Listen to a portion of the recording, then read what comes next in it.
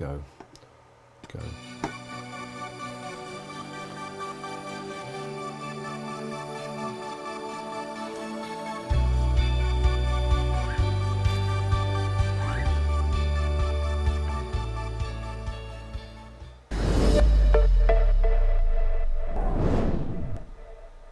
Good evening, Milton Keynes. This is Channel 40 News, giving you a quick update on the news of the day. If we go into our website, I will just give you a quick review. And what we have is always a mention of Sam Crooks, the Mayor of MK's post. It's got some great information in terms of charities and community. To make life very simple, what we've done is on our main website, which you're looking at now, if I just cursor down, we've given the Mayor a special button so you can go straight to his updates on Facebook if you don't use Facebook. So that will connect more people to his blog. So you can see the sort of information that he has. It's regular updates. There's one for Wednesday, which includes information about all sorts of things going on with the council, hospital, the setting up of new local groups, government notices, really useful stuff. So please, without me having to repeat that, take a little bit of time to check out what Sam is providing there. So if I just whiz back to the main presentation, of course today we saw more government figures coming out, and the trend has been confirmed as downwards in terms of the number of people in hospital beds. The NHS is very confident that they can cope with the number of people that will be affected by the outbreak, and there was some news which isn't on the Facebook group yet, but something like 10,000 ventilators are going to be put into action within the next day or so, built by McLaren, and they've gone through testing. So that's generally good news. On the other hand, we had some extremely distressing news from Milton Keynes. Over 20 people who have died in care homes and sheltered housing schemes. We raised alarm a couple of days ago at the news that which came out of one of the press conferences, that the statistics for people in care homes were not part of the national death toll. Now this is all coming out. It's really a very poor situation for Milton Keynes, one of the worst in the UK. And another reason not to be complacent is that 24 more people have tested positive in the last 24 hours, according to the MK Citizen. So we're not out of the woods yet.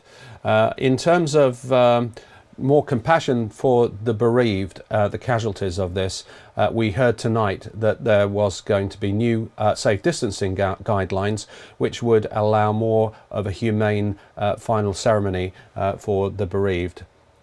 And in addition, a lady called Debbie, who is a member of the MK Corona Community Support Coordinators, and she has set up a special Facebook group to care for people that are going through bereavement. So please use the link we've provided and shared and contact her through MK Corona Community Support. Lucy Fox there, who's mentioned the connection. And what else do we have? Of course, we have Captain Tom. This is already well out of date. Every time we take a snapshot and put it out, he raises another million. I think he's up to about 9 million now. And by the time he's finished, I think he'll beat Children in Need. So this is a guy who, at 100 years old, is a national hero. And great to see a way that the kids in Milton Keynes can celebrate him. And there is a link of how you can design a 100 birthday card for Captain Tom. So please get your kids doing that one if you can. I'm sure he'll appreciate that and be overawed. On the sharing side, somebody put a wish list service linked to a charity, proper charity for MK Hospital. So that's for their charity to give donations of different types of hand care products for the poor hospital workers who are getting all sorts of chemicals on their hands and that will give them a little bit of relief.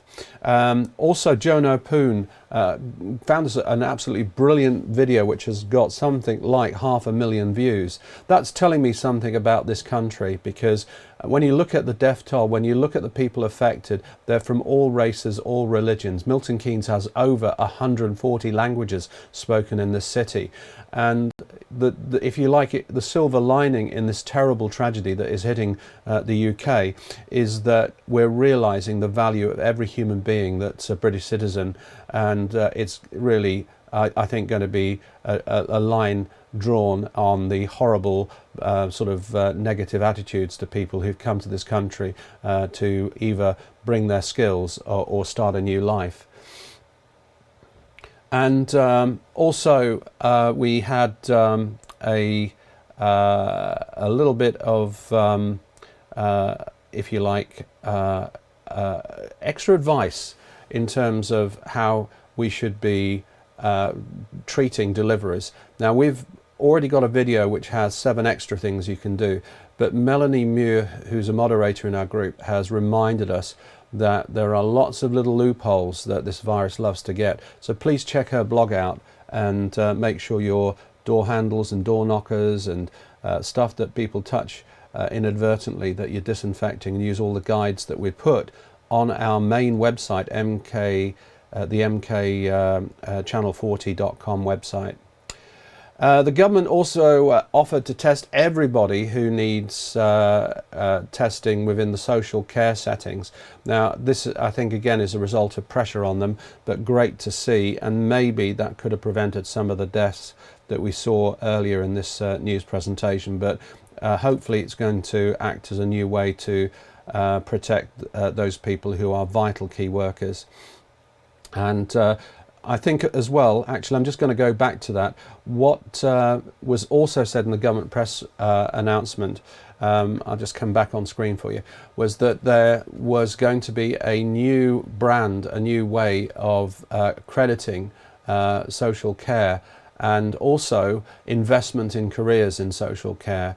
I think that's just an amazing gesture from a government that was, if you like, a traditional Conservative party.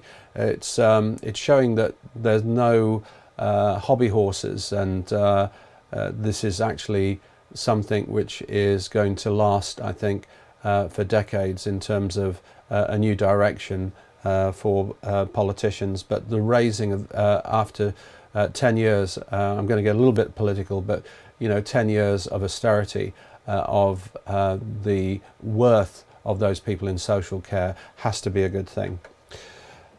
So moving on, we have, like my own 2% of businesses have had their loans approved. It's an appalling statistic, and the banks seem to be treating people very unfairly, and it cuts all the way down into the people who have lost their jobs. So on the one hand, you've got companies trying to save jobs by getting bank loans for business interruption, and then if they can't, then they're letting staff go. If they can't operate and run the furlough scheme, and that will only last for 2 or 3 months, then those on universal credit are getting delays with a flawed system with 1.4 million new claims. Real concern about protecting people who've lost their jobs. And abhorrent behaviour, we see every day something, but at least this has been actioned by the police, and this woman has been jailed for claiming she had coronavirus and the disgusting act of spitting at a police officer. So hopefully that'll be a lesson. We'll see less of that. And this was an interesting post that I made, and it talks about the latest government advice. Now, again, I'm going to come back on screen on this one because I have myself reported things which I think are very antisocial breaches, and I was gratefully received when I dialed 101. And equally, we've got people in the group who are in a very vulnerable position, and this government advice, I think, would backfire if they try to have a gentle word with their neighbours, and some of the group members have actually said that quite rightly. I think you have to use common sense. I also think that this advice has come from places that are overrun, like Manchester, where they had 1,000 cases of breaches over the bank holiday, and they were trying to ease pressure on reportings and getting people to do things online or have a quiet word with their neighbours. I think over here we just need to use the service online or phone the police, but I don't think anybody should risk upsetting neighbourly relations. And it's not a case of being snitches. I think the police need to know, and you need to take a common sense view of when it's right to let them know that there's something which is letting the whole community down. And it's things like the attacks on staff in local stores and pharmacies. That sort of thing is exactly what the police want to be protecting every citizen and those types of pharmacies and retailers from. So let me just see if there's any more news. And actually that's the end of our news programme. So all I'm going to say is goodbye and thanks for watching, and stay safely locked down. See you tomorrow. Bye for now.